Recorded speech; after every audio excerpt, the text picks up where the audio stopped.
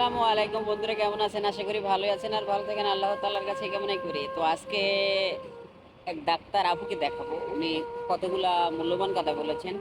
আজকে আমরা তার মূল্যবান কথা বলবো আর লাস্টে আমার কিছু কথা আছে, এই কথাগুলো বলবো। তো ভিডিওটি শেষ পর্যন্ত দেখে যাবেন। হ্যালো, আসসালামু আলাইকুম।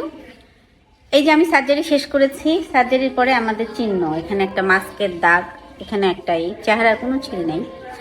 আমরা অপারেশন করতে করতে কোনো ফোন যদি আসে, ফোনটাও ঠিক মতো পিক করতে পারি না। আর প্রতিদিন এই যে রক্তাক্ত জিনিসপাতি ধরে কাটা ছেঁড়া করে আসলে আমাদের মনের মধ্যে কারো প্রতি আসলে সিম্পাথিও থাকে না। তারপরেও কিন্তু এগুলোর পরে যে দেখা যায় হাসি মুখে রুগী দেখি।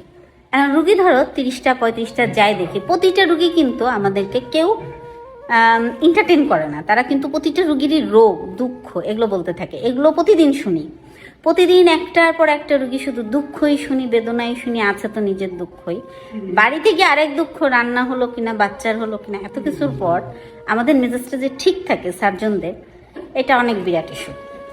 তাই কখনো যদি কারোর সাথে বাজে বিহেভ করি, এটার জন্য মন খারাপ করা যাবে না। কিরকম বন্ধু বান্ধব, হাজব্যান্ড, আত্মীয় স্বজন যারা আছো, কারণ আমাদের কাজের সাথে কিন্তু কোনো কাস্টমার, আমাদের যারা কাস্টমার সেটা হচ্ছে রুগী। রুগীরা কখনোই ভালো কিছু নিয়ে আসে না। তারা সবসময় একটা না একটা রোগ, আর যদি সেটা ক্যান্সার হয় তাহলে তাদের ফ্যামিলি অনেক ক্রাইসিসের, টাকা, এগুলো সব ক্রাইসিস আমাদের শুনতে হয়। কেউ কি ভেবে দেখেছেন একটা ডাক্তার সকাল থেকে রাত পর্যন্ত যে কর্মজীবনে তার আনন্দ বলতে সে নিজে নিজে যেটা আনন্দ করে বা কলিগদের সাথে যেটা আনন্দ করে, তাছাড়া প্রতিটা কাজেই কিন্তু তাদের দুঃখ। বা তারপরেও আমাদের এই কষ্টের বিনিময়ে যদি কেউ ভালো হয়, সুস্থ হয়, আলাদা কথা, কিন্তু বাজে বিহেভটা নেওয়া যাবে না। দ্বিতীয় কথা, আমরা এতটাই রোবোটিক হয়ে যাই এগুলো করতে করতে যে আমাদের বাচ্চাদের যদি হাত পা কাটে তাও আমাদের আসলে খুব খারাপ কিছু লাগে না। কেন লাগে না?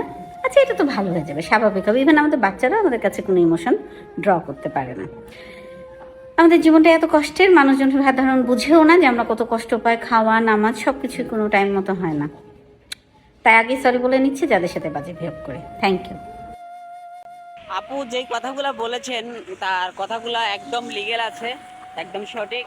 তবে আমার একটি কথা, যেটা হচ্ছে আমরা যারা ডাক্তার দেখাই, বড় বড় ডাক্তার দেখাই ভিজিট দিয়ে, এই ভিজিটটা আমরা যারা নিম্ন শ্রেণীর মধ্যবিত্তের আছি, পাবলিক আছি, আমাদের এটা দিতে কষ্ট হয়ে যায়।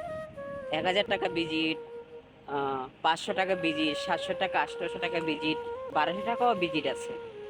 আবার বেসরকারি হাসপাতালে যখন আমরা চিকিৎসা নিতে যাই, তখন এই যে ডাক্তার, বড় বড় এমবিবিএস ডাক্তার যখন চেক ইনে যায়, তখন কিন্তু একটা একটা লোক চেক ইনে চেক চেক করতে সে 1000 টাকা, 1200 টাকা, 2000 টাকাও ভিজিট নিয়ে থাকে, শুধু উপর নিচ থেকে উপরে গিয়ে খালি রুগীটাকে চেক করবে।